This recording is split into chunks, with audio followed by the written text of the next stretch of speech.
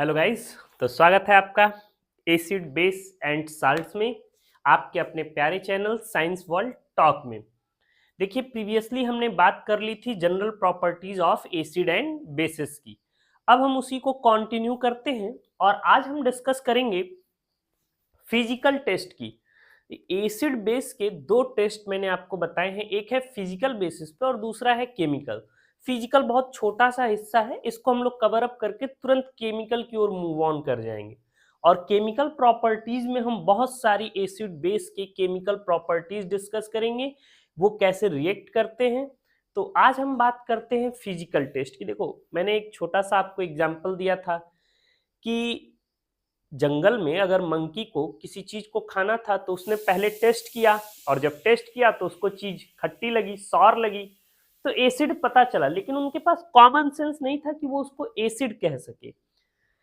धीरे धीरे इवोल्यूशन हुआ, ह्यूमन आया, ह्यूमन ने ये चीज टेस्ट के बेसिस पे जाना कि कोई चीज एसिड है। लेकिन क्या हमारे लिए बार बार टेस्ट करके किसी चीज की पहचान करना कि ये एसिड है, बेस है, कितना लाइबल होता, रिस्की था। तो ये टेस्ट वाला प्रोसेस जो है बहुत रिस्की था, इसलिए हमने केमिकल प्रोसेस का यूज किया। आइए फिजिकल टेस्ट की बात करते हैं। An acid test sour where as base test as bitter. Base कैसा होता है? बीटर टेस्ट का होता है।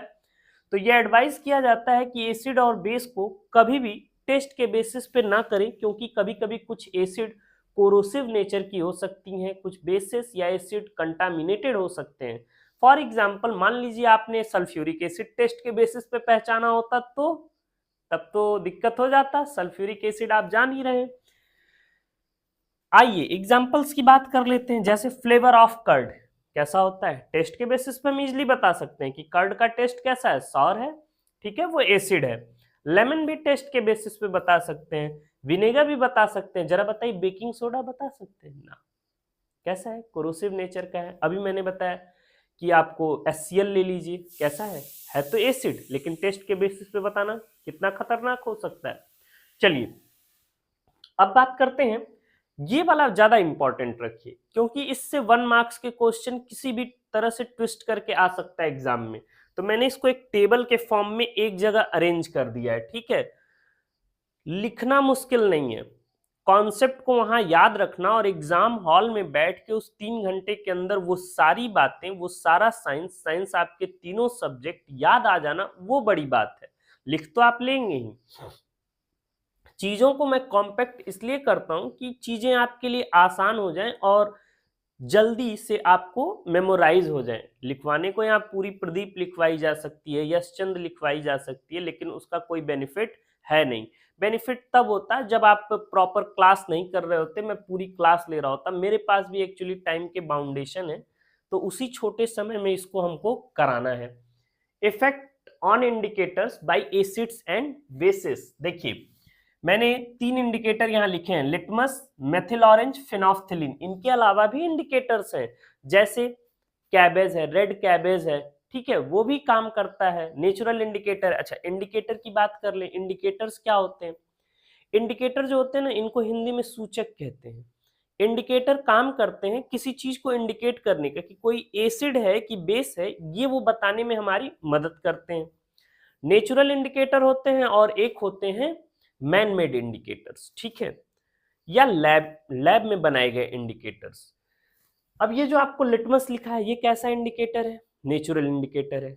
आपके एनसीईआरटी में लाइन लिखा हुआ है, ये 2 तरह के चीजों से मिलके बना होता है लिटमस, ऑब्टेन किया जाता है। आपका ये होमवर्क है, उस लाइन को पढ़ेंगे और अंडरलाइन करेंगे। मैं एक हिंट दे दे रहा हूं, लाइकेन है, ठीक है, लिटमस है। दूसरा है मेथिल ऑरेंज और फिनोफ्थिलीन। स्पेलिंग फिनोफ्थिलीन की देखो, मुझे भी बहुत दिक्कत होती है फिनोफ्थिलीन याद रखने में। बस एक चीज आप मिस्टेक करेंगे एग्जाम में लिखते वक्त, वो कीवर्ड मैं बता दे रहा हूं, ये यल छूटता है आपसे, ठीक है, यल जरूर लिखिएगा, फिनोफ्थिलीन। सोल्यूशन की बात करें तो 3 तरह के आपके पास सोल्यूशन होंगे, न्यूट्रल, एसिडिक और बेसिक।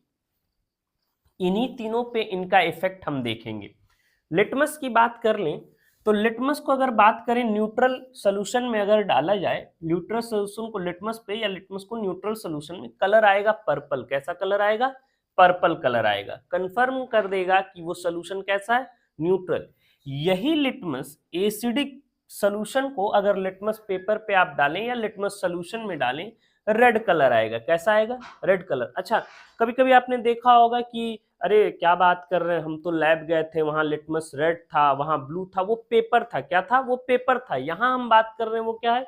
सोल्यूशन है। क्या है? सोल्यूशन। आई होप मेरी बात आप समझ रहे हैं।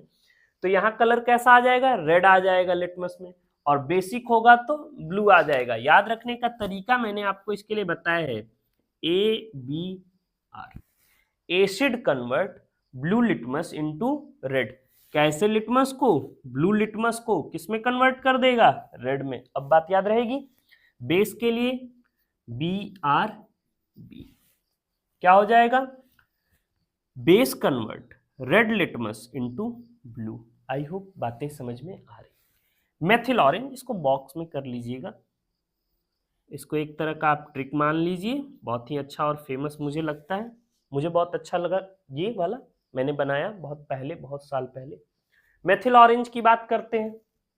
न्यूट्रल की बात करें, कैसा कलर आएगा? ऑरेंज आएगा। एसिडिक में बात करें, कैसा आएगा? रेड आएगा। एक कॉमन चीज, ये सब देखो, जैसे जैसे आप अपने माइंड को क्रिएटिव बनाओगे ना, उतनी ही चीजें याद रहेंगी। तो यहाँ दो तरह के इफेक्ट आप देख रहे होंगे जो एसिड में क्या दे रहे हैं? Red colour. तो कौन कौन हो गया? लिटमस और मेथिल ऑरेंज में एसिड का कलर कैसा आएगा? रेड आएगा। आसानी से याद हुआ, देखा। अब आते हैं बेसिक की बात कर लें।